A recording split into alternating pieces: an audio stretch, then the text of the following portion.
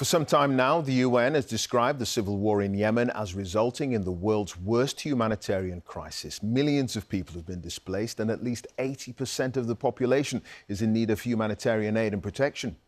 The war began in 2014 when Iranian-backed Houthi forces seized the capital, Sana'a. A Saudi-led coalition backed by Britain and America intervened, hoping to restore the government, with the resulting years of war being brutal. A temporary truce last year has seen a fall in the level of violence, but there's no sign of a comprehensive peace deal. Few areas have suffered more than the city of Taiz in the southwest, which has been virtually besieged for more than 3,000 days by Houthi forces. Our senior international correspondent, Orla Guerin, has visited the main hospital there, and her report contains images you may find distressing.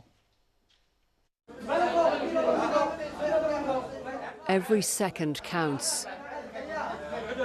And war has taught them to be quick. It has honed their skills. At Al Thawra Hospital, doctors patch up some of the latest broken bodies. This time it's government troops hit by a Houthi drone.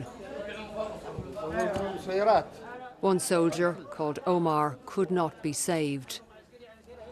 Another is rushed away for treatment elsewhere. Anyone can be a target here, not just men in uniform. Hanadi knows all too well. Every painful step reminds her of the war, and her family struggles to pay for her treatment. A sniper shot her in the back, her father Qasim tells me. That was in 2016. The bullet is still lodged inside her. Are you very worried about the future for Hanadi? Yes, he says, I am worried for her because she's a girl. I wish it happened to me and not her. I wish the sniper had shot me and not her. This is the biggest hospital in a city that has been a battleground for years. These days in Taiz and in Yemen, it's not all-out war, but it's not peace either. The guns are quieter, but this hospital is still receiving plenty of patients wounded by the conflict. Like Mohammed, who is 7, and crying for his mother. His dressing needs to be changed. It's hard for his father, Alwan, to watch. Mohammed lost 3 fingers when he picked up an explosive device. He was playing on the roof of his home. He's scared because his hand is gone. He's very scared. He can't do anything. He can't even hold a pen. In the hospital's busy prosthetics clinic, they try to replace what war has taken away. But these artificial limbs are basic, and it's traumatic here, even for the doctors who see many young amputees.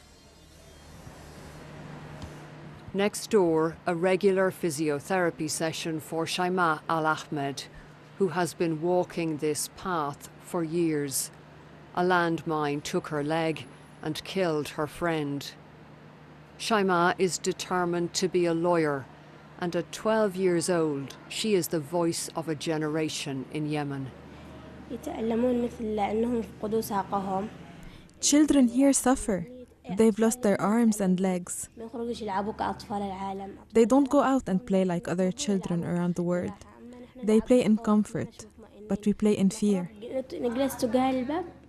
We just stand by the doors of our homes. When we hear shelling or gunfire, we run back inside. Shaima, what would you like to say to the international community, to the world, about what is happening here in Yemen? Why don't you see the children of Taiz? Why all this neglect? Are we not humans in your eyes?